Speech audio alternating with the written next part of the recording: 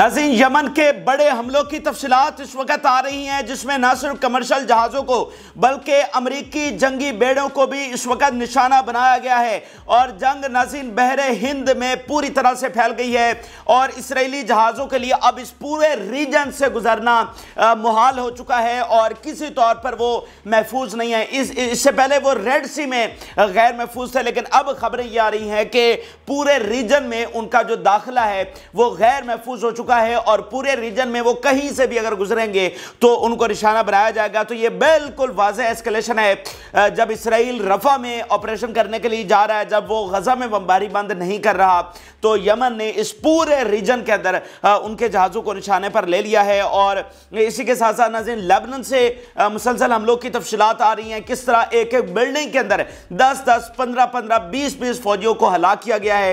एक एक बिल्डिंग को किस तरह से मॉनिटर करके निशाना बनाया जा रहा है, जिसमें इसराइली फौजी मौजूद हैं। और नाज़रीन ईरान, रूस किस तरह से जो अफ्रीकी मुस्लिम मुल्क हैं उनके साथ मिलकर एक बड़ा ब्लॉक बना रहे हैं और किस तरह से अमेरिका को कमज़ोर करने के लिए, अमेरिका को निकालने के लिए और इस पूरे रीजन के अंदर किस तरह से अमेरिका की हेजेमनी को ख़त्म करने के लिए वो पूरा जोर लगा रहे हैं। क्या ग्रेट गेम जारी है, उस पर भी आज हम थोड़ी सी आखिर में बात करेंगे।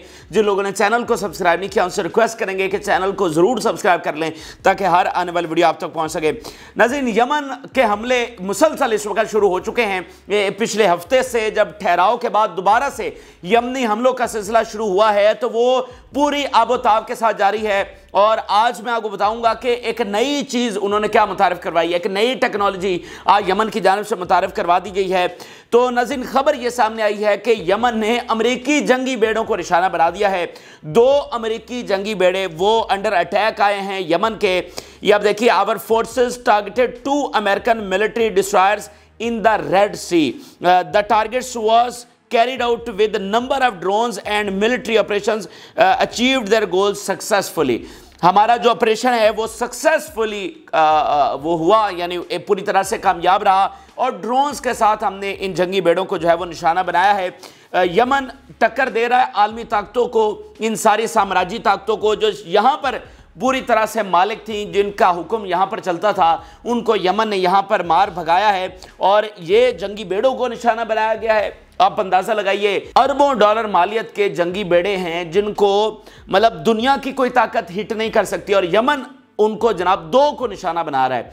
अच्छा, यहीं पर नाज़रीन एक जो कमर्शियल जहाज़ है साइक्लेड नामी, इसको भी निशाना बनाया गया है। यमन ये रिपोर्ट कर रहा है कि एक जॉइंट ऑपरेशन हमने किया है साइक्लेड शिप के खिलाफ जो कि रेड सी से गुजरने की कोशिश कर रहा था। आप यमन की स्टेटमेंट देखिए, targeting came out after it violated the decision banning the passage of the ships heading to the ports of the occupied Palestine. कि जनाब इस जहाज ने हमारा जो हुक्म है उसकी वायलेशन की है। जो हमने कहा कि कोई यहां से इसराइल से ताल्लुक रखने वाला कोई जहाज गुजरेगा तो उसको निशाना बनाएंगे। इवन जो सऊदी अरब की तरफ कल जाने वाले जहाज थे उसको भी यमन ने निशाना बनाया, यानी जो इसराइल से लिंक थे। तो आप जरा उनकी लैंग्वेज चेक करिए, वो कह रहे हैं हमारा जो हुक्म था उसकी इन्होंने वायलेशन की है। यानी यही लैंग्वेज होती है अमेरिका की कि हमने ये बात की तो यही सही है, यही कानून है, इसी के मुताबिक सारी चीजें चलनी चाहिए। तो यमन कह रहा है कि ये जो हमने फैसला किया है, जो कि उसूली फैसला है, इसकी चूंकि इसने वायलेशन किया है, इसलिए ये जस्टिफिकेशन है कि इसको निशाना बनाया जा रहा है। ठीक है, तो ये पूरी तरह से यमन की ताकत का, उनकी हेजेमनी का इजहार है। और अमेरिकी और इसराइली, आप देखें 50 सालों के बाद पहला ऐसा मौका आया है कि इस रास्ते से, रेड सी से इसराइली जहाज़ों का दाखिला बंद हुआ है। आपको पता है 50 सालों में ये पहला ऐसा मौका आया है। तो ये कितनी बड़ी जीत है जो फ़लस्तीन के इत्तेहादियों को हासिल हुई है। और ये वो सारी चीज़ें कलेक्टिवली फ़लस्तीन की आज़ादी में किरदार अदा कर रही हैं। आज आप देखिए दुनिया के कोने कोने से अगर फ़लस्तीन की आज़ादी की आवाज़ उठ रही है तो क्यों उठ रही है, यानी ये इसराइल ही के इत्तेहादी हैं ना, तो वो क्यों कह रहे हैं कि आज़ादी फ़लस्तीन होनी चाहिए? क्योंकि उनको नज़र आ गया है कि अगर यहाँ पर आज़ादी फ़लस्तीन नहीं करते तो फिर कोई ऑप्शन नहीं है यहाँ पर। भाई उनके इत्तेहादी आज इतने तगड़े हो गए हैं कि आप उनको नहीं हरा सकते, अब आप उनको दबा नहीं सकते हैं, इसलिए आपके पास कोई ऑप्शन ही नहीं बचा है। आप जंग को हर धर्मी के साथ लंबा खींच सकते हैं, ठीक है, लेकिन एट द एंड आपके पास अब कोई ऑप्शन नहीं बचा है। माजी में आपके पास ऑप्शन था, आपने इन सबको दबा के रखा, लेकिन आज आपके पास ऑप्शन खत्म हो चुका है। उन मुल्कों को शायद फ़लस्तीन से कोई ऐसी हमदर्दी नहीं है, ठीक है। 75 सालों से क्या क्या जुल्म फ़लस्तीन के अंदर नहीं हुआ, ये मतलब कौन सा अब जुल्म शुरू हुआ है? यही तो डिबेट है ना कि ये तो 1948 से बल्कि 1917 से शुरू हो गया, जब ये यूरोप से यहाँ पर आना, इनकी आबादकारियाँ शुरू हुई, तो ये तो जुल्म जारी है। तो उनको ऐसी कोई ऐसे हमदर्दी नहीं है, लेकिन उनको नज़र आ रहा है कि पावर इक्वेशन किस तरह से बदल गई है। तो बजाय हम के उसी पोजीशन के ऊपर रहें और फ़लस्तीन के इन इत्तेहादियों के ख़िलाफ़ जाएं, तो हासिल कुछ नहीं होना। इसमें हासिल अब यही है कि उनकी ज़मीन थी, अब वो लेने के काबिल हो गए हैं, तो उनको दे देनी चाहिए, इज्जत इसी में है। अच्छा, आगे नाज़रीन देखिए, यूएस सेंट्रल कमांड ये बता रहा है, Houthi launch 3 anti ship ballistic missiles and drones towards साइक्लेड शिप। 3 बैलिस्टिक मिसाइल और ड्रोन जो हैं वो इस जहाज़ की तरफ उन्होंने फायर किए, जो कि बराह रास्त जाकर टकराए और इस जहाज़ को निशाना बनाया। अच्छा, यहाँ पर नाज़रीन जो मैं आपको बता रहा था कि जो एक नई टेक्नोलॉजी यमन की जानिब से सामने आई है, वो नाज़रीन ये है कि पहली बार इसकी फुटेज जारी की गई है, यानी इस जहाज को जो हिट किया गया है उसकी बाकायदा फुटेज जारी की गई है।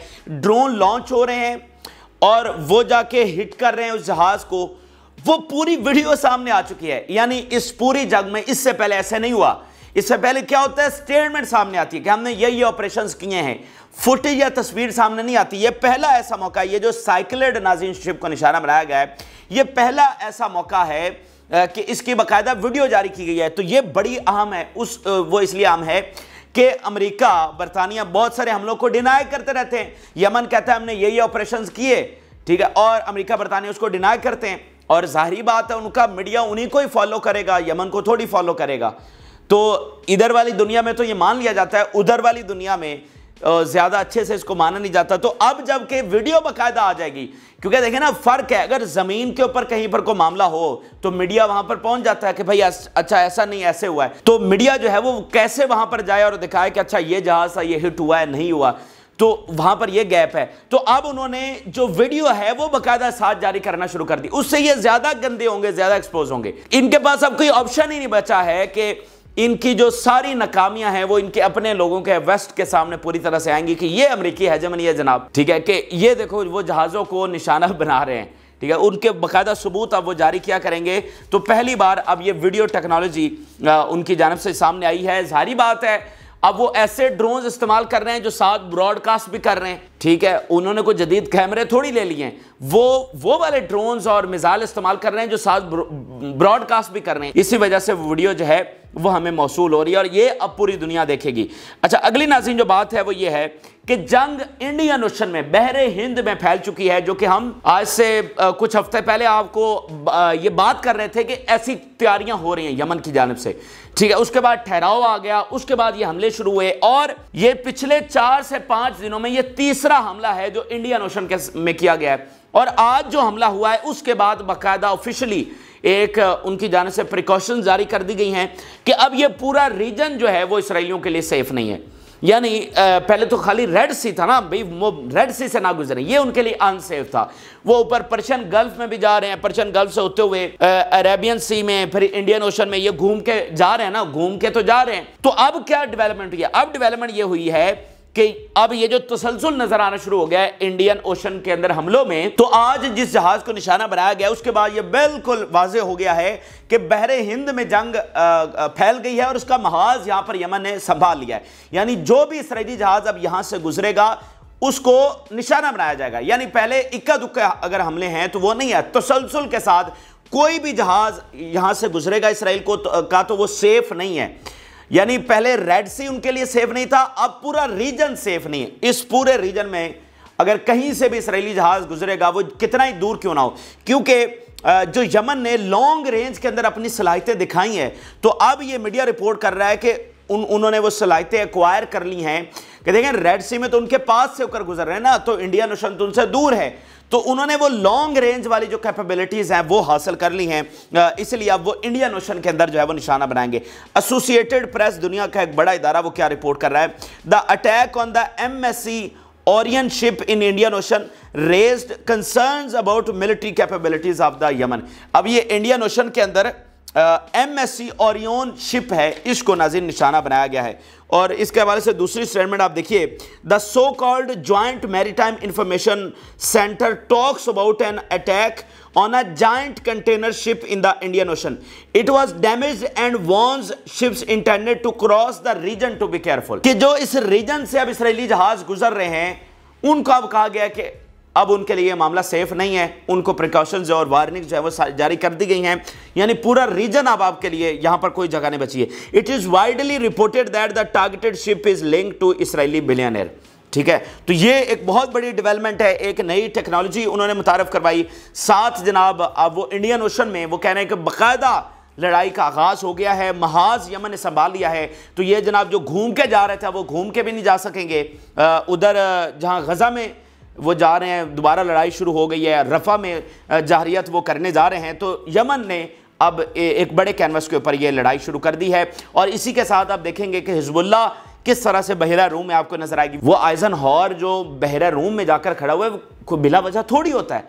तो वहां पर हिजबुल्लाह जो है वो जो आखिरी इनका रह गया कनेक्शन दुनिया के साथ, वहां पर हिट करने जा रही है। यहीं पर नाज़रीन एक और बड़ी अहम चीज सामने आई है, वो ये है कि सैटेलाइट इमेजेस जारी हुई हैं और उस इमेजेस में पता चला है कि किस तरह से अंडरग्राउंड अपने जो ठिकाने हैं यमन वो बना रहा है, यानी कमांड सेंटर्स या असलह के ज़ख़ीरे बहुत बड़े लेवल के ऊपर उसकी सैटेलाइट इमेजेस सामने आई हैं कि वो बनाए जा रहे हैं। यानी एक बड़ी और लंबी जंग का प्लान है कि अगर यहाँ से बात फैल रही है तो अगर अमेरिका बरतानिया बमबारी करने के लिए आते हैं तो पहले भी उनके पास ऐसे अंडरग्राउंड ठिकाने हैं। 8 साल उन्होंने सऊदी अरब से जंग लड़ी तो उनको पूरा वो अंदाज़ा है, लेकिन अब वो उससे भी एडवांस लेवल के ऊपर जिस तरह ईरान के पास हैं या हिजबुल्लाह ने बना रखे हैं या मतलब बाकी एक्स्ट्रा रेजिस्टेंस के पास हैं, उस तरह के वो जो अंडरग्राउंड ठिकाने हैं वो इस वक्त यमन बना रहा है। एक बड़ी जंग की पूरी तरह से तैयारी जो है वहां पर नजर आ रही है। इसके अलावा सुप्रीम काउंसिल का नाज़रीन स्टेटमेंट सामने आई है यमन के, the repercussions of any escalation will not stop at the borders of the Yemen, nor will it undermine the honorable position, the steadfastness of the Yemeni people and the valor of the armed forces at all levels। वो कह रहे हैं कोई भी aggression हमारे खिलाफ किया जाता है, कोई भी ये मनसूबा साजी करते हैं तो हमारी जो स्टेडफास्टनेस है, हमारा जो गजा के लोगों के साथ खड़ा होना है, उससे हम किसी तौर पर पीछे नहीं हटेंगे और हम स्टैंड कर रहे हैं पूरी तरह से फ़लस्तीन के साथ। यहीं पर नाज़रीन सऊदी अरब के हवाले से उन्होंने कुछ बातें की हैं। यमन कह रहा है Saudi Arabia must prioritise its national interest over the American interest regarding its negotiating path in the Yemen.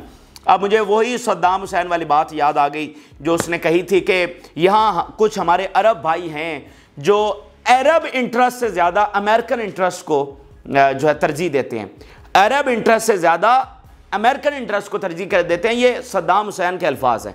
और आज यमन क्या कह रहा है कि हम वार्न कर रहे हैं सऊदी अरब को कि वो नेशनल इंटरेस्ट के ऊपर अमेरिकन इंटरेस्ट को जो है ना वो तरजीह ना दे और ये बहुत ख़तरनाक सूरत हाल निकलेगी। अब सऊदी अरब का मामला ये है कि वो यमन के बॉर्डर पर इक्का दुक्का बमबारी भी करता रहता है। अब वो किस सूरत हाल में वो कर रहा है या क्या सोच कर रहा है वो भी समझ से बालातर है। और यमन सऊदी अरब को और बाकियों को सबको वाज़ेह तौर पर कह चुका है कि अगर इनकी टेरिटरी, इनका कोई मामला हमारे खिलाफ इस्तेमाल हुआ, इनकी एयर स्पेस हमारे खिलाफ इस्तेमाल हुई तो हम उसके ऊपर बिल्कुल कंप्रोमाइज़ नहीं करेंगे। उसी के बाद सऊदी अरब ने स्टेटमेंट जारी की थी यमन के हक में कि यमन के जो अटैक्स हैं ये दहशतगर्दाना कार्रवाइयाँ नहीं है बल्कि ये गजा के साथ लिंक ये हमले हैं। तो गजा में जंग रोकेंगे तो यमन के हमले रुक जाएंगे।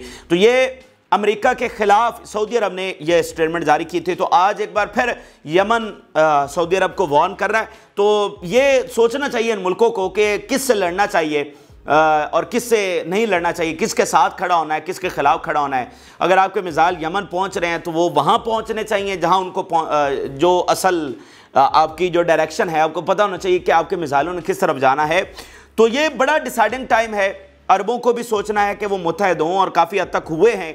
यानी सऊदी अरब का यमन के हक में ये देना स्टेटमेंट ये काफ़ी अहम चीज़ थी, लेकिन अभी बहुत सा ऐसी मनाजिल हैं जो अभी तय करनी है इस इत्तेहाद के दरमियान। तो ये नाज़रीन यमन के हमले हैं और यमन इस जंग का सबसे एक सतून जो है वो साबित हुआ है और ये पूरी तरह से इसने उड़ा के रख दिया है पूरी आलमी ताकतों को, क्योंकि यमन एक पूरा सरप्राइज है एक पूरा सरप्राइज है कि यानी ईरान का उनको पता है कि अच्छा ये इतना पावरफुल है, फलाना इतना यमन तो कहीं है ही नहीं, तो यमन एक सरप्राइज के तौर पर आया और इस सरप्राइज ने उनकी जो जंग की सारी कैलकुलेशन थी उसको उड़ा के रख दिया, ठीक है ना। तो ये यमन का किरदार बड़ा अहम है और जब आप देखेंगे बहरे हिंद में ये मामला फैलेगा इधर उधर यमन की आगे आगे, आप देखिए कि ये करता क्या है। अब जरा हम हिजबुल्लाह के हवाले से नाज़रीन रिपोर्ट करते हैं और हिजबुल्लाह का में जो आज फिनोमेना देखने को मिला है उनके हमलों में, वो नाज़रीन ये है कि बहुत बड़ी तादाद में जो बिल्डिंग्स हैं उनको निशाना बनाया गया है, यानी बिल्डिंग दर बिल्डिंग जो है उन्होंने हिट किया है और उसमें बड़ी तादाद में इसराइली फौज की हलाकतें हुई हैं। 5-7 बड़ी ऐसी सेटलमेंट्स हैं जिसमें इसराइली फौजियों को मॉनिटर करते हुए कि यहाँ पर वो मौजूद हैं तो उन बिल्डिंग्स को निशाना बनाया गया, इसराइली फौज को वहां पर हलाक किया गया। ये अब देखिए हिजबुल्लाह बता रही है targeted Israeli soldiers inside Metula site and caused deaths and injuries among their ranks. हमने उस बिल्डिंग को म्यूटुल्ला के अंदर निशाना बनाया and caused deaths and injuries, उनको हलाक किया और उनको जख्मी किया। बिल्कुल साफ अल्फाज में हिजबुल्लाह खुद ये कंफर्म कर रही है कि उनकी रैंक्स के अंदर हमने जख्मी भी किए हैं और उनकी हलाकतें भी हुई हैं। इसके अलावा नाज़रीन बता रहे हैं fighters targeted building in Avivim colony where soldiers were station. तो ये मतलब वैसे तो रिहायशी एरियाज हैं सारे, लेकिन चूंकि वहां से इवैक्यूएशन हो चुकी है, आपको बता चुके हैं हम सारी तफसीलात, तो मुख्तलिफ बिल्डिंग्स के अंदर सेफ्टी पर्पज के लिए, सिक्योरिटी पर्पज के लिए वो इन बिल्डिंग्स के अंदर रिहायश पजीर हैं कि भाई इतना बड़ा इलाका है, हिजबुल्लाह को कैसे पता चलेगा कि हम इस बिल्डिंग के अंदर हैं। वो कोई फौजी बिल्डिंग्स थोड़ी हैं, तो वो तो इतने बड़े बड़े इलाके हैं और उनके अंदर वो किसी एक बिल्डिंग के अंदर बैठे होते हैं, तो उनके तो वहमो गुमान में भी नहीं है कि हिजबुल्लाह के पास ऐसी टेक्नोलॉजी है कि वो इसको मॉनिटर कर सके कि इस बिल्डिंग के अंदर फौज बैठी हुई है। तो वो बहरहाल कर रहे हैं और अवीवम कॉलोनी के अंदर एक पूरी, अब देखें ना, ये पूरी की पूरी बिल्डिंग को उड़ाया जाता है, मिसाइल जाकर टकराते हैं उस बिल्डिंग को और वो पूरी की पूरी बिल्डिंग ज़मींबोस हो जाती है और वो उसी मलबे तले दबकर इसराइली फौजी जो हैं वो हलाक हो जाते हैं और बहुत बड़ी तादाद में, यानी हिजबुल्लाह ये क्लेम करती है कि हमने हज़ारों की तादाद में इसराइली फौजियों को कैजुअलिटीज़ की हैं, हज़ारों। हसन नसरुल्लाह ऑन रिकॉर्ड ये कह चुके हैं इनके अस्पतालों में जगह कम पड़ गई है, इतने ज़ख्मी हैं, इतनी कैजुअलिटीज़ हुई हैं, ठीक है। तो वो जो जंग के लिए इन्होंने खुसूसी हॉस्पिटल्स बनाए हुए थे वहाँ पर भी जगह नहीं बची है, इस हद तक सूरत हाल इनकी ख़राब है। अच्छा, फिर आप देखिए fighters targeted building in which Israeli enemy soldiers were station in Dovev colony. अब ये एक और बहुत बड़ा इलाका है, यहाँ पर भी एक बिल्डिंग के अंदर जहाँ पर इसराइली फौजी मौजूद थे उनको निशाना बनाया गया है। अच्छा, यहाँ पर एक और बड़ा दिलचस्प और गैर मामूली हमला हुआ है, वो क्या है नाज़रीन कि मरकेबा टैंक को निशाना बनाया गया है। बॉर्डर से दूर बैठकर बगैर फिजाइया के मरकेबा टैंक को नाज़रीन निशाना बनाया गया। ये गजा की बात नहीं हो रही, लेबनान बॉर्डर की बात हो रही है। आमने सामने टैंक ऐसा नहीं है कि उनके थोड़े से दूर खड़ा हुआ है, ठीक है, वो मतलब काफ़ी दूर है, वो बॉर्डर से दूसरी तरफ है, ये इधर बैठे हुए हैं। अच्छा, वो बता रहे हैं Merkava tank targeted with guided missile at Metula site. Guided मिसाइलों के साथ बहुत दूर बैठकर उन्होंने मरकेबा टैंक को निशाना बनाया। इसीलिए अब ये अपनी व्हीकल्स हैं, अपने ट्रक्स हैं, अपने मरकेबा टैंक्स हैं, इनको बॉर्डर के ऊपर नहीं लेकर आ रहे, ये बॉर्डर से भी इन्होंने बहुत पीछे रखे हुए हैं और वहां पर भी ये निशाना बन रहे हैं गाइडेड मिसाइलों के साथ। फिर इसराइली मीडिया रिपोर्ट कर रहा है 8 anti tank missiles were fired at Metula और इसराइली मीडिया रिपोर्ट कर रहा है the supreme council announces the closure of road from Tel Hai to Metula after gun fire from Lebanon. तो Israeli media report कर रहा है कि बहुत सारे रोड जिनमें से एक तिल हाई से म्यूटुल्ला की तरफ है उसको बंद कर दिया गया है क्योंकि मुसलसल वो फायरिंग की जद में है, मुसलसल वहां पर हमले हो रहे हैं। तो वो अब देखें ना, ये सारा उनको प्रॉब्लम आ रही है ना लॉजिस्टिकल सपोर्ट के लिए, फौज को फौरी तौर पर दूसरी तरफ ट्रांसफर करने के लिए। तो कई एक रोड्स हैं जो बंद हो चुके हैं, कई एक सेटलमेंट्स हैं जो खाली हो चुकी हैं। तो ये नाज़रीन हिजबुल्लाह के हमलों की मुख्तसर सी तफसीलात हमने आपके सामने रखी। अच्छा, अब नाज़रीन आपके सामने हम थोड़ा सा ग्रेड गेम के ऊपर डिस्कशन कर लेते हैं कि मुख्तलिफ रीजन, खास करके अफ्रीकी ग्रेड गेम क्या है, वहां पर जो मुस्लिम ममालिक हैं वो और ईरान और फिर रशिया और फिर चाइना, ये मिलकर किस तरह से एक मजबूत ब्लॉक बना रहे हैं और वो ब्लॉक किस तरह से अमेरिकी हेजेमनी को काउंटर कर रहा है। इस जंग में बराह रास्त वो कारआमद साबित हो रहा है क्योंकि जैसे जैसे आपकी पावर बढ़ती है वैसे वैसे आप फाते होते हैं। तो यहां पर ईरान अगर मिसाल के तौर पर उसकी इकॉनमी सर्वाइव कर रही होती, अगर वो कमज़ोर होता तो इस जंग को कैसे लीड कर पाता। तो ये ब्लॉक बनना, मुल्कों का उसके साथ खड़े होना, ट्रेड होना, तो ये ईरान को ताकतवर कर रहे हैं और ईरान ही है जो इस पूरी जंग को लीड कर रहा है। बाकी तो सारों का हालत आपके सामने है। बाकी तो वो हैं जिनमें इतनी जुर्रत भी नहीं है कि वो अमेरिका से इतनी गुजारिश कर सकें कि हमें आप इसलिए तो इस्तेमाल ना करें कि हम ईरानी मिसाइल गिराएं। इसलिए तो हमें इस्तेमाल ना करें। हाँ ठीक है, आप आएँ, हमारे अड्डे इस्तेमाल करें, हमारी एयर स्पेस आकर इस्तेमाल करें और गिराएं ईरानी मिसाइल। उनमें तो ये सलाह, इतनी भी वो जुर्रत के साथ बात नहीं कर सकते कि उनको अमेरिका ईरानी मिसाइल गिराने के लिए भी इस्तेमाल कर रहा है। ठीक है, तो उसमें आप देखिए ईरान कितना बड़ा ये स्टैंड ले चुका है। मैं बार बार आपको एक ही बात कर रहा हूं, ईरान का मामला भूले ना, ये सारी जंग आपको घूम घुमा कर ईरान पर आएगी। क्योंकि देखें हिजबुल्लाह क्या है या हमास क्या है या बाकी क्या है, अगर पीछे ईरान नहीं होगा तो ये कैसे तंजीमें चलेंगी, ये कैसे पावरफुल होंगी? जब इनको जदीद असलहा नहीं जाएगा, ये कैसे पावरफुल होंगे, ये कैसे सर्वाइव करेंगी? वो जो सुरंगें हमास ने बनाई हैं, कहाँ से बनाई हैं, कहाँ से ये फंडिंग आई है? हिजबुल्लाह जो इतनी पावरफुल हुई है, कहाँ से? यमन जो इतना पावरफुल हुआ है, इतने साल उसने जंग लड़ी है, कहाँ से लड़ी है? तो मेन जो उनके लिए खटक रहा है ना, जो ताकत खटक रही है, वो ईरान है। इसलिए आप बार बार देखेंगे कि वो ईरान क्यों कह रहे हैं, अमेरिका बरतानिया की सारी ताकतें, कि ईरान दहशतगर्द है, ईरान फैलाना, ईरान फैलाना, क्योंकि ईरान ही है जिससे 57 इस्लामी मुल्कों के दरमियान जिससे उनको खतरा है, वो ईरान है, वो उनकी आंखों में खटक रहा है। और इसलिए वो हर सूरत में ईरान को काउंटर करने की कोशिश करते रहते हैं, कभी पाबंदियां लगाते हैं, कभी कुछ करते हैं। अभी वो जो इसका एयर डिफेंस है इसराइल का, उसको मजबूत करने में लगे हुए हैं, और इनका जो ईरान का मिसाइल सिस्टम है उसको कमज़ोर करने में लगे हुए हैं। तो ये जो ईरान ग्रेट गेम खेल रहा है ना, ये कोई आसान काम नहीं है। यानी उनका बस चले तो ईरान कैसे कचूमर बना के रख दें, लेकिन उनका बस नहीं चल रहा और वो इस पूरी जंग को लीड कर रहा है। तो यहाँ पर नाज़रीन पहली बात तो ये सामने आई है कि जिम्बाब्वे जो है वो ईरान से असलहा खरीद रहा है। अब ये असलहा खरीदने के 2-3 बड़े एस्पेक्ट है। एक तो देखें कि आपकी इकॉनमी किस चीज़ के ऊपर सर्वाइव करती है। ईरान उसकी ऑयल के ऊपर इकॉनमी सर्वाइव करती है, ट्रेड बहुत कम मुल्क उसके साथ कर रहे हैं। असलहा जो है वो आपकी इकॉनमी का बहुत बड़ा होता है, किरदार अदा करता है। अगर आप असलहा बेच सके तो ईरान से असलहा कोई खरीदता नहीं है। रिसेंटली सबसे ज़्यादा उससे रशिया ने असलहा खरीदा है, क्योंकि बाकी सैंक्शंस है, कोई खड़ा नहीं होता। तो जिम्बाब्वे जो है वो इस टाइम इस पूरी जंग में पहला मुल्क बन रहा है जो असलहा खरीद रहा है ईरान से। और जिम्बाब्वे के ऊपर वेस्टर्न सैंक्शंस ऑलरेडी हैं। तो उन्होंने कहा सैंक्शंस तो लगी हुई हैं, तो चलो फिर हम भी स्टैंड ले लेते हैं। अब यही तब्दीली है जो आ रही है, जो इनको अपनी ही सैंक्शंस उल्टी पड़ गई है ना, वो यही मामला हुआ है कि इन्होंने सैंक्शन लगाई हैं उनको दबाने के लिए। तो वो मुल्क कह रहे हैं कि अच्छा सैंक्शंस तो ऑलरेडी लगी हुई हैं, तो यहां पर फिर जैसे अमेरिका कमजोर भी हो रहा है, तो वो कह रहे हैं ठीक है फिर अब वक्त आ गया कि हम स्टैंड लें। और ये मामला कहां से शुरू हो रहा है? गजा से। अगर गजा के साथ ये अमेरिका सारा इंगेज यहां पर ना होता तो दुनिया में उसकी पकड़ कमजोर ना होती। अगर दुनिया में पकड़ कमजोर ना होती तो इस तरह से उसका विड्रॉल ना होता। अगर विड्रॉल ना होता तो ये मुल्क इस तरह से तगड़े ना होते। तो ये सारा फिनोमेना गजा से क्रिएट हो रहा है। इतनी बड़ी तब्दीली ये लेकर आ रहा है कि अमेरिका सारा यहां पर ड्रैग हो गया और बाकी एक एक रीजन से उसको मार भगाया जा रहा है। तो अब जनाब वो ईरान से असलहा खरीदने जा रहा है जिम्बाब्वे। तो एक स्ट्रॉन्ग ब्लॉक बन रहा है। जैसे किम जोंग अन उसने अपना डेलीगेशन भेजा ईरान को, और उसका विजन क्या है कि वो मुल्क जो अमेरिकी हेजेमनी को रेजिस्ट कर रहे हैं, हम उनका एक ब्लॉक बनाएंगे।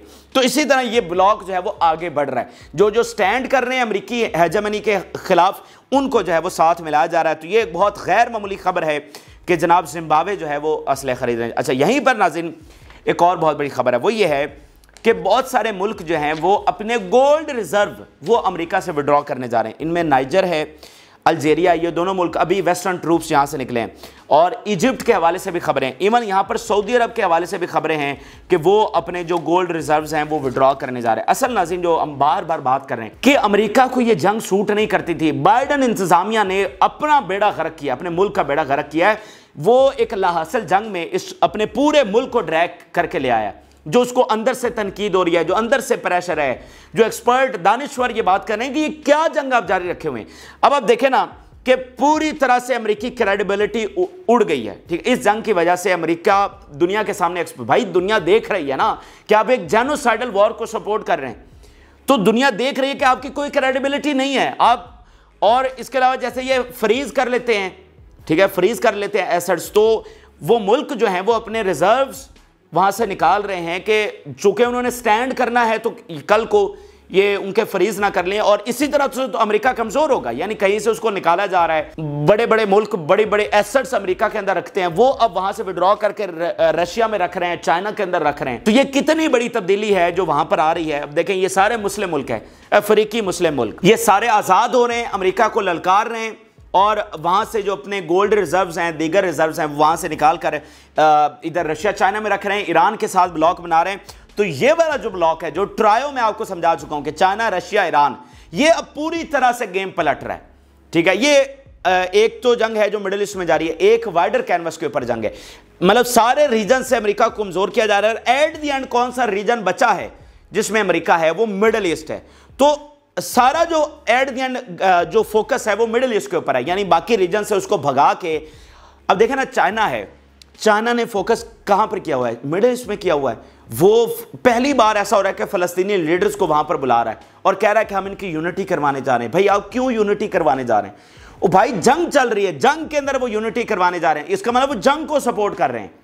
ये अमन का टाइम तो नहीं है, जंग हो रही है ना। तो अगर वो मुत्तहिद होंगे तो जंग में ज्यादा अच्छा किरदार अदा कर सकेंगे, तो वो मुत्तहिद कर रहा है। फिर अभी आज एक बड़ा इंकशाफ हुआ है कि चाइना का जो डिफेंस बजट है, ये एक अमेरिकी इंस्टीट्यूट ने इंकशाफ किया है कि वो 229 अरब डॉलर नहीं बल्कि 742 अरब डॉलर है। ये भूचाल मचा हुआ है ये वाले इस इंकशाफ के बाद, क्योंकि सबसे बड़ा है 857 अरब डॉलर इस साल का जो बजट था अमेरिका का। उससे दूसरे नंबर पर दुनिया में वो चाइना आता है, यानी अमेरिका का 857 है, चाइना का 229 है, उसके बाद फिर इंडिया और बाकी रशिया वगैरह आते हैं। अच्छा, आज ये इंकशाफ अमेरिकी इंस्टीट्यूट कर रहा है कि नहीं, उनका 229 अरब डॉलर नहीं है, उनका तो 700 कुछ अरब डॉलर, 742 अरब डॉलर है। तो वो तो अमेरिका को पहुंच चुका है। और इधर वो मिडिल ईस्ट में, इधर फलस्तीनी लीडर्स को बुला, इधर वो साउथ चाइना सी में, इधर अफ्रीका में। तो अमेरिका जो कैलकुलेशन करके बैठा हुआ है ना कि वो यहाँ से गैस एंड ऑयल भी निकाल लेगा, वो बरह रास्त मुदाखलत करके गजा पर कब्जा भी करवा देगा, अगर वो ये सोच रहा है तो वो गलत सोच रहा है। उसको ये पॉलिसी जो है वो बहुत महंगी पड़ेगी। और वो देख ले कि एशिया में उसने कौन सी जंगी जीती हैं और क्या उसकी अचीवमेंट है। और रिसेंट ईयर्स में तो देखें, यूक्रेन आपका इतना बड़ा डिजास्टर है, इस गजा की जंग से आपने क्या हासिल कर लिया। तो वो जो कैलकुलेशन करके बैठा हुआ है ना, अगर हम ग्राउंड रियलिटीज बात करें, अगर हम फलस्तीन के इत्तेहादियों की पावर्स को देखें और उनकी इंटेंशंस को देखें, तो अमेरिका बहुत बड़ी गलती कर रहा है। और मैं बार बार यही बात कर रहा हूं कि जब ये जंग खत्म होगी, ये दुनिया अमेरिका के हाथ से निकल चुकी होगी। ठीक है, ये इतनी बड़ी गलती कर रहे हैं। यहां पर आखिर में मैं आपको बता दूं, जो सूडान वाला मामला है, सूडान वाला मामला बाकी मुल्कों के अंदर फैल रहा है। ठीक है, और बहुत जल्द हम बार बार आपको यही रिपोर्ट कर रहे हैं कि जो बहरी कज़ाक हैं वो आपको नजर आने वाले हैं। ठीक है, आप ये जहन में रखें कि इससे पहले 20 अटेम्प्ट्स हो चुकी हैं, यानी अगवा जहाज हुए, 20 एबडक्शंस हुई हैं जहाज़ों की इसी जंग के दौरान, जो बहरी कज़ाक लेकर गए हैं। अब तो मामला वहाँ पर और फैल रहा है। और ये ख़तरनाक इसलिए भी है कि जब गजा में जंग बढ़ेगी, मिडिल ईस्ट में बढ़ेगी, तो आलमी जंग कोई अफसाना नहीं रहेगी। उसकी वजह यह है कि एक एक रीजन में तो कॉन्फ्लिक्ट छिड़े हुए हैं। अफ्रीका में ये मामला हो गया, बाकी एक एक रीजन में आप देख लें कि कैसे मतलब मामलात ख़राब हैं, कहीं पर छिड़े हुए हैं, कहीं पर छिड़ सकते हैं।